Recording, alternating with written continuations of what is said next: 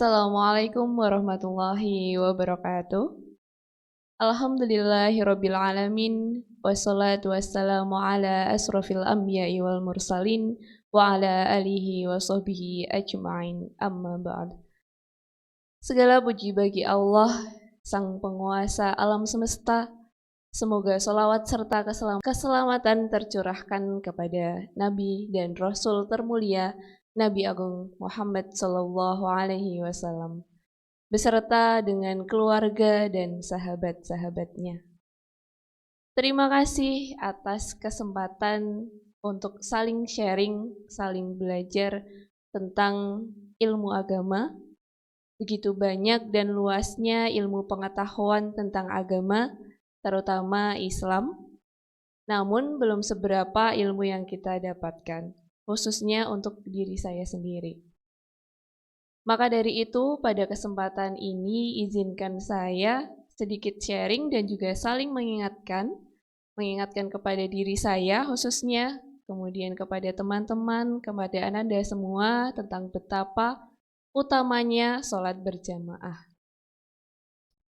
Seperti yang kita tahu selama ini, sholat berjamaah bisa meraih pahala 27 derajat. Lebih banyak daripada sholat sendiri.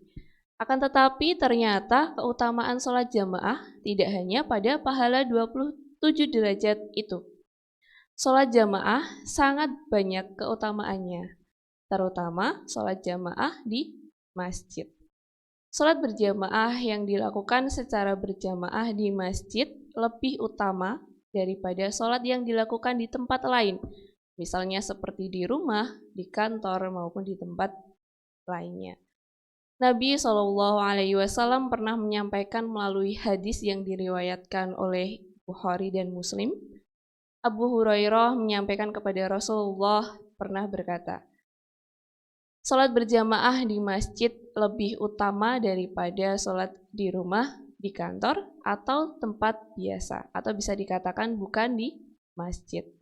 Jadi misalnya, teman-teman sudah sholat berjamaah di rumah, kemudian dibandingkan dengan orang yang baru mau berangkat ke masjid, masih kalah jauh pahalanya.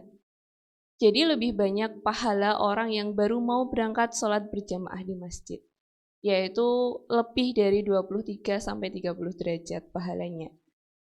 Kemudian, jika ada orang yang berjamaah di kantor atau di rumah, itu juga masih kalah pahalanya dengan orang yang baru mau berangkat untuk sholat berjamaah di masjid. Apalagi sebelum berangkat ke masjid, sudah dalam posisi berwudu. Jadi keutamaan yang kedua adalah jika sebelum berangkat ke masjid, sudah berwudu di rumah. Namun tidak masalah jika mau berwudu di masjid. Yaitu langkah pertama akan dicatat dengan diangkatnya derajat di sisi Allah Subhanahu wa Ta'ala. Jadi, langkah pertama itu adalah pahala. Langkah-langkah berikutnya itu menghapus dosa-dosa kecil yang kadang kita tidak menyadarinya. Misalnya, seperti mata salah melihat, telinga salah mendengar, mulut salah berbicara, kaki salah melangkah, dan sebagainya. Ketika masuk masjid dan mengucapkan Allahumma ftahli abwaaba rahmatik atau doa masuk masjid, para malaikat pun langsung memohon kepada Allah Subhanahu wa Ta'ala. Ya Allah, rahmati orang ini. Ya Allah, ampuni orang ini. Ya Allah, mohon terima taubat orang ini dan pahala sholat sepanjang dia berada di dalam masjid sampai dia keluar. Akan tetapi, ini selama tidak melakukan perbuatan yang merusak amalan. Misalnya seperti ria, mengganggu orang lain, kemudian membatalkan diri.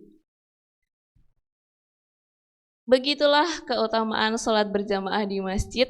Betapa banyak yang kita dapat dari sholat berjamaah di masjid dibandingkan dengan di rumah atau di tempat lain. Mulai dari niat awal berangkat ke masjid, langkah menuju masjid, saat di dalam masjid, maupun setelah sholat selesai. Nah, akan tetapi selama ada pandemi COVID, sholat berjamaah di masjid menjadi hal yang bisa dikatakan agak susah atau sulit. Lalu bagaimana hukumnya untuk sholat berjamaah di masjid selama pandemi virus ini? Nah, teman-teman, jika tempat tinggal teman-teman berada di zona merah atau bisa dikatakan berbahaya dan ada larangan dari pemerintah setempat serta sudah berlaku aturannya, maka alangkah baiknya tidak usah melaksanakan ke masjid dulu jika benar-benar bahaya dan tidak memungkinkan. Seperti pada hadis riwayat Abu Hurairah, Rasulullah Shallallahu Alaihi Wasallam menyampaikan, jika seorang hamba sakit atau dalam perjalanan dan dalam kondisi yang tidak memungkinkan menunaikan amalan rutinnya, di sini bisa dikatakan sholat berjamaah rutin, karena kondisi tertentu, maka dapat pahala yang sama dengan seperti saat dia sehat atau seperti biasanya. Jadi jika tempat atau daerah tempat tinggal dalam zona bahaya virus atau zona merah, maka sholat tetap bisa berjamaah dilakukan di rumah bersama dengan anggota keluarga atau disesuaikan dengan kondisi masing-masing.